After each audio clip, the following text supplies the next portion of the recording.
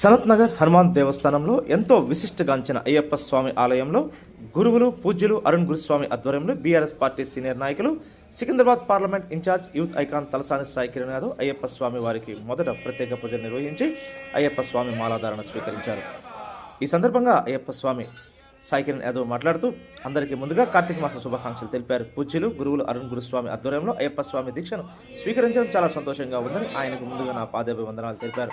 అయ్యప్ప స్వామి దీక్ష చాలా పవిత్రమైందని, ఈ దీక్ష చేపట్టిన వారికి స్వామివారి కరుణ కటాక్షాలు ఎల్లవేళలా ఉంటాయని, మరి కన్యస్వాములు అయ్యప్ప స్వామివారి మాలాధారణ స్వీకరించి స్వామివారి కృపకు పాత్రలు కావాలని, రాష్ట్ర ప్రజలందరూ సుభిక్షంగా ఉండాలని కోరారు. ఈ కార్యక్రమంలో BRS party Ameerpet division general secretary Santosh Man Kumar, builder Raja, IVF Hyderabad youth president Vadakatta Srikanth Gupta, Sumit Singh, Mahesh, Sachin Rathod, Ayyappa స్వాములు, భక్తులు అధిక సంఖ్యలో పాల్గొన్నారు.